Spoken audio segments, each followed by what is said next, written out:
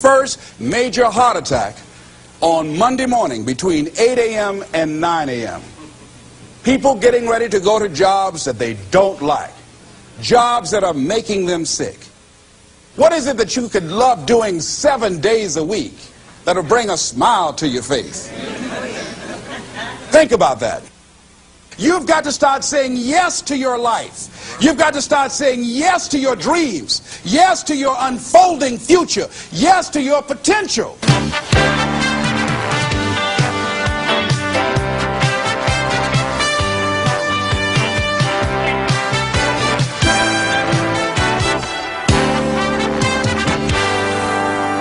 Les Brown's business is changing lives.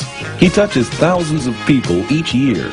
He talks to Fortune 500 companies and to personal development groups about how to find success and fulfill your dreams.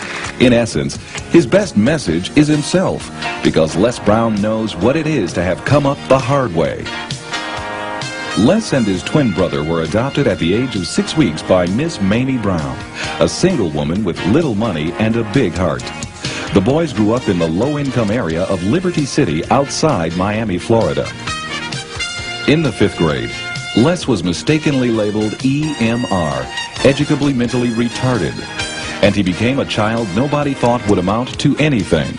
After making it through high school, Les set out to prove them wrong.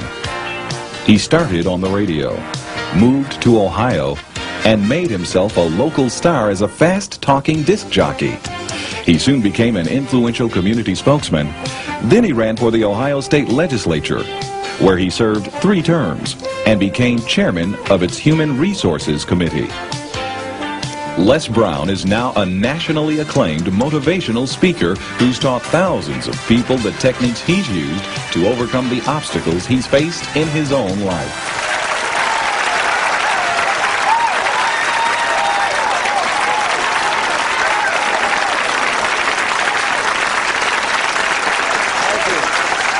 Thank you very much. Thank you. You guys look like you're ready. Repeat after me, please. This is my decade. This is my decade. You know, every year I used to say, this is my year. But ladies and gentlemen, one good year won't be enough for me. How many of you can use a good decade? Raise your hands, please. Fantastic. All right, now, here's what I want to do. I want to share with you how you can begin to make this your decade. How many of you know within yourself, if you ask yourself the question, have I done all that I'm capable of doing or being and living up to my potential, how many of you have to really answer, no, I have not done all that I can do? Raise your hands, please. Okay, very good. Now, here's what we know.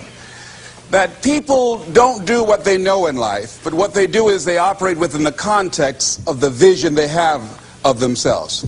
So what I want to share with you is how to begin to get a larger vision of yourself and how to begin to make this your decade. Because in order to do that, it's going to be very challenging. It's going to require a lot of work on your part, an ongoing process of personal and professional self-mastery.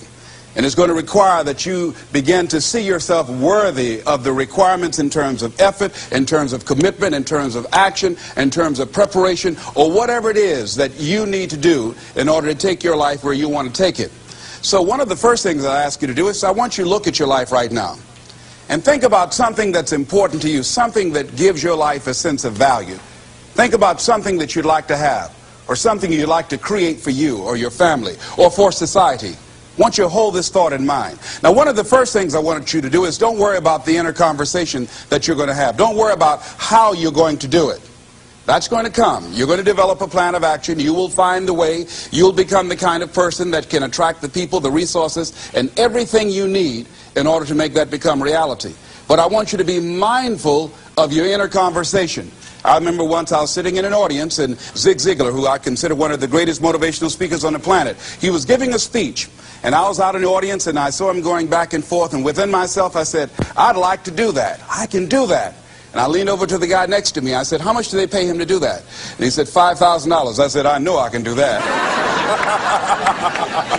And I admired him. And then On the way home, when I was driving from Tampa, Florida, back to Miami, Florida, my inner conversation kicked in, and it said, Les Brown, you can't do that. You don't have a college education. Les Brown, you can't do that. You don't have the money. You don't have the contacts. You've never worked for a major corporation. What makes you think that you can make more in 1 hour talking than you've made working for a whole month? Now, I want to ask you a question. How many of you have ever thought about something you wanted to do, and you talked you out of it? Raise your hand, please. That inner conversation, ladies and gentlemen, is the reason that most people take their greatness, take their ideas to the graveyard with them. You know, the wealthiest place on the planet, a minister said recently, and it was so true, is not the gold mines in the various areas of the world or the diamond mines. The wealthiest place on the planet is the graveyard. Because in the graveyard we will find inventions that we never ever were exposed to. Ideas, dreams that never became reality, hopes and aspirations that were never acted upon, because most people allow that inner conversation, for whatever reason, to keep them from ever pursuing their goals. So let us begin to look at what's required in order to make this our decade. Why is it that most people don't ever reach their goals or live up to their true potential? One is fear. And there are only two kinds of fears that we're born with: the fear of falling and the fear of a loud sound. All other fears we learn, like the fear of failure. The next is the fear of success. That's one of the major challenges I had to deal with. I was working on a major project, and after it began to grow and it was extremely successful, I panicked and I walked away from it and gave it to someone else because I didn't believe that I could handle it. The other thing that keeps most people from reaching their goals is that a lot of people become comfortable. They stop growing. They stop wanting anything. They become satisfied.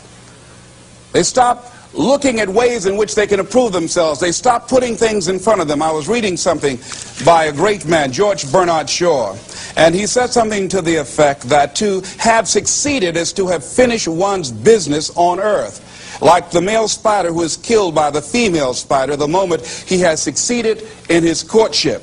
And he goes on to say, I like a state of continual becoming with a goal in front and not behind.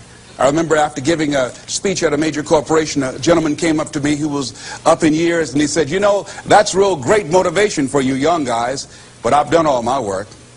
There's nothing else for me to do. I said, oh yes, you've got a lot to give. You have a lot to offer. The fact that you're still here means that your business is not through yet. The other thing that keeps us from reaching our goal is not feeling worthy. That's where a lot of people get stuck. Because see, when you don't feel worthy of your goal, you'll begin to unconsciously engage in self-destructive behavior, like procrastinating, constantly putting things off, squandering your time, and that's what life is made of. Something else that keeps us from reaching our goal, and that is many times because we spend so much time complaining and blaming everybody or everything. I'm reminded of a friend of mine who talked about the fact that one day he was walking by this house and some people were sitting on a porch, and there was a dog on the porch, and this dog was just moaning and groaning. So he was curious, and he asked the owner, he said, why is this dog moaning and groaning? And the owner said, because he's laying on a nail. He said, well, why doesn't he get off? He says, it's not hurt.